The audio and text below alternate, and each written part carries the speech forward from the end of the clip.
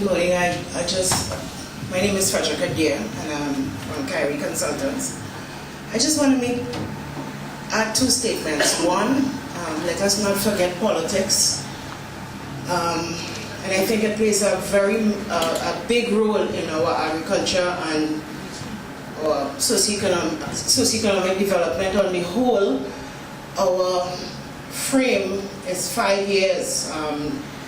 As far as I know, I come from Trinidad and Tobago, so that could be 2 to 2.5 years, depending on how we feel at a particular point in time. But our horizon, if we are realistic, is 5 years when it comes to politics.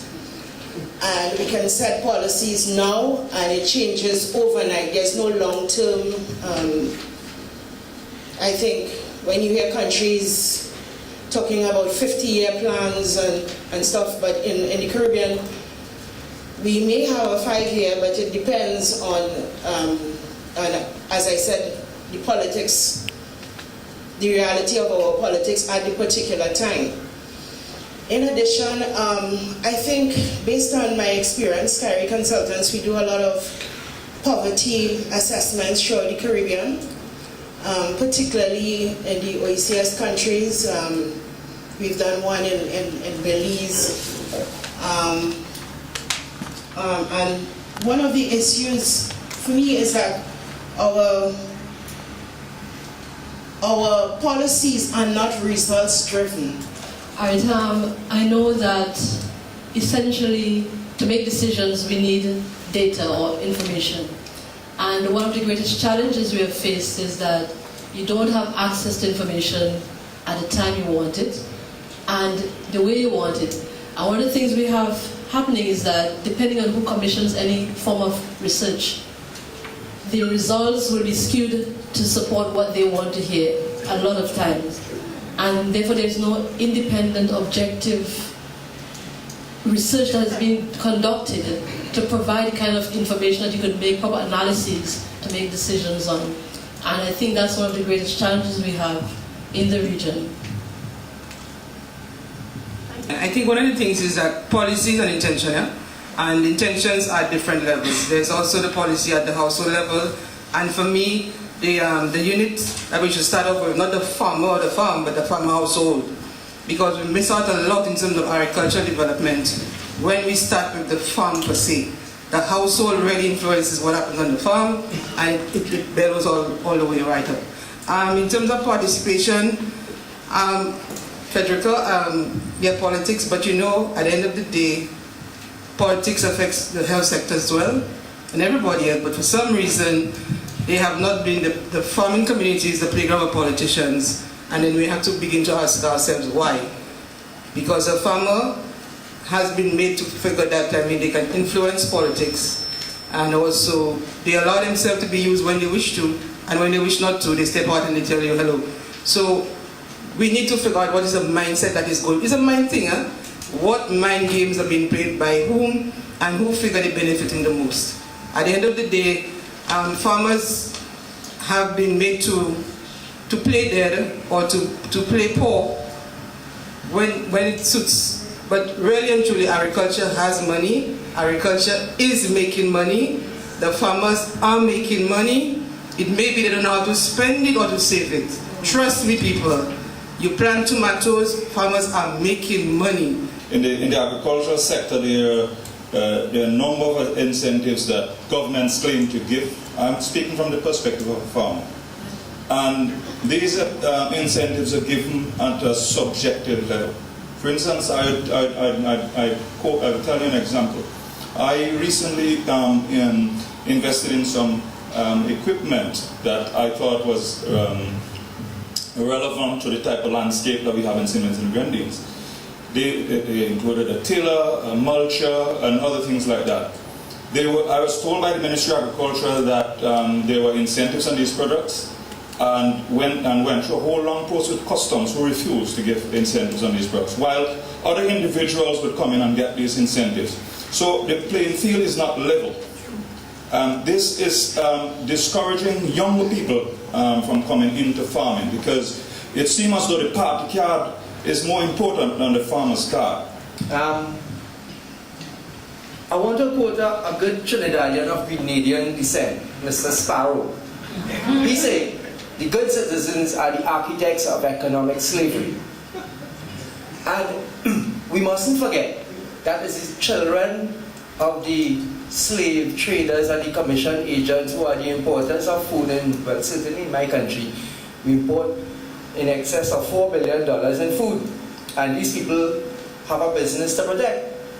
So when we're talking about policy and we're trying to be bleeding hearts to the farmers, really, I'm a farmer for all my life. I've never gotten one single dollar in incentive and I've never applied. I don't want no government money to do my work and my trade. Good? And we have to be up against these people. They are protected. They run the country.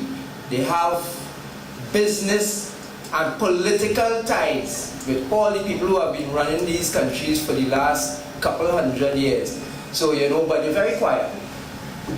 So when we're talking about policy, we have to remember that these people there, and they're doing well, they're doing business. I might talk about farmers making money and so on, but the real people who are making money are those people, and the people who are the big technocrats and the big bureaucrats, as far as we are concerned from our point of view.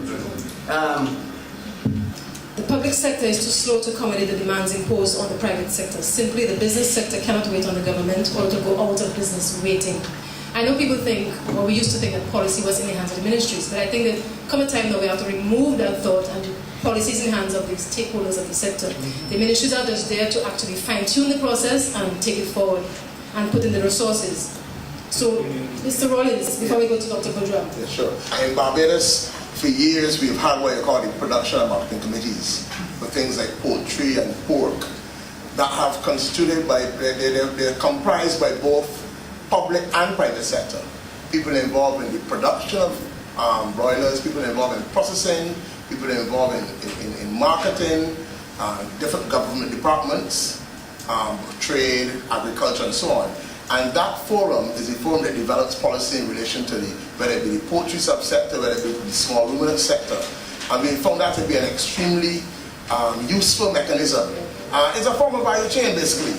But this has been going on since the 70s. It's worked better for livestock than for crops. They've had challenges implementing for crops because of a large number of very small producers.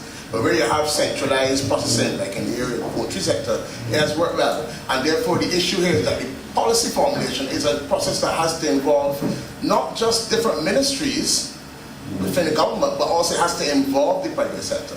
And if the policy is grounded in that way, it is more difficult for a government to come and just change that policy because it is grounded by those who are affected by the policy.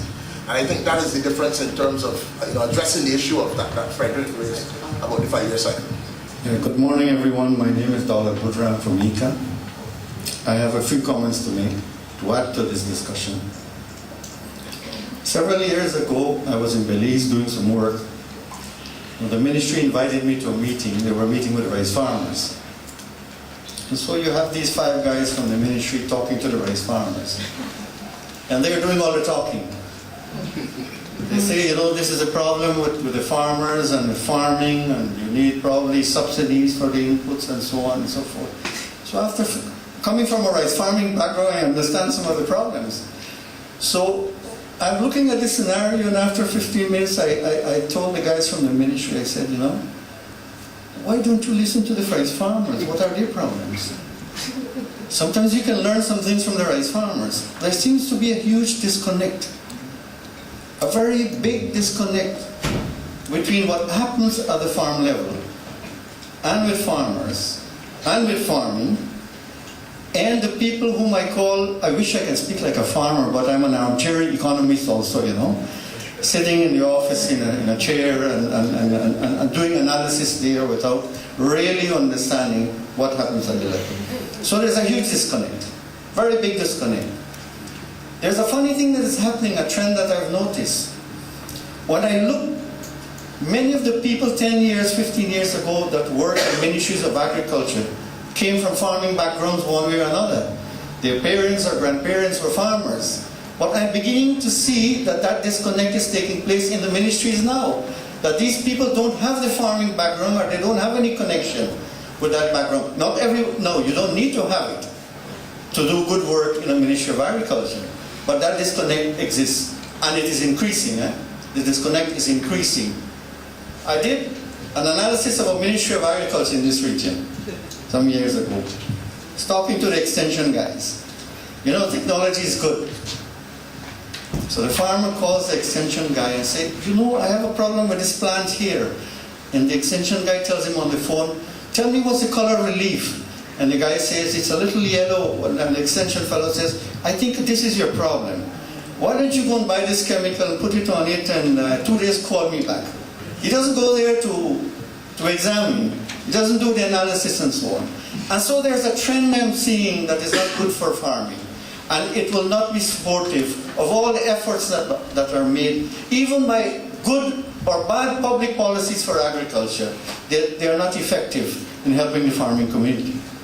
Let me make another comment. I've listened yesterday, I've listened this morning, and I've listened many, many years before. We make very general statements about agriculture.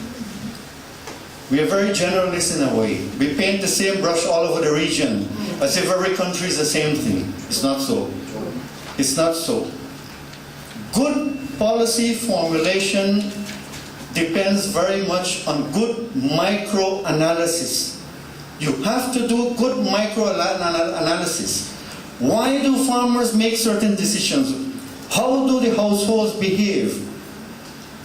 Why is it that they're responding this way and they're not responding in the intended way of the policies?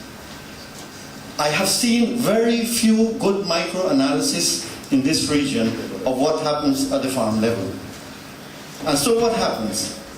Policies are formulated very much on the basis of politics, as someone says. There is this crossover because of our governance system in the region. The huge crossover and the overlap that takes place between politics and policy. You need to have a bridge somewhere in between there. And this bridge needs to provide the analysis, the options. What are the real issues when they are looked at? So that they can provide the options to policymakers.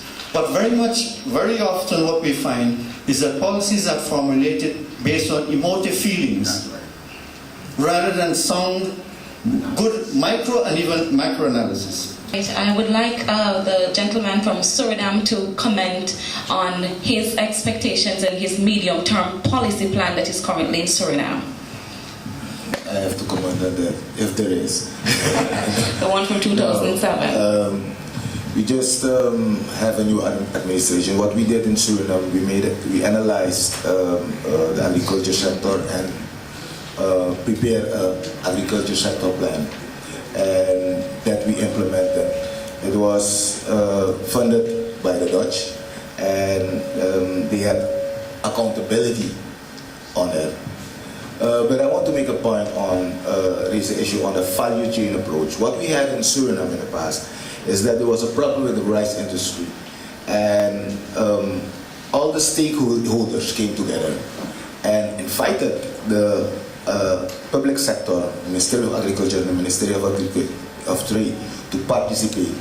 And once that happened, they started to create strategies and policy to increase the production. Even research is financed by the private sector in Suriname. So when we're talking about approaching policy, it is effort of the whole chain. You cannot leave out the private sector or work only with the public sector. All the stakeholders within the chain have to be involved in the process. And of course, it is needed to look, because we're talking rice. Suriname is a rice exporting country, and we're looking at the positioning of rice globally, so that they know the farmer, the other players in the chain know exactly what they can benefit from.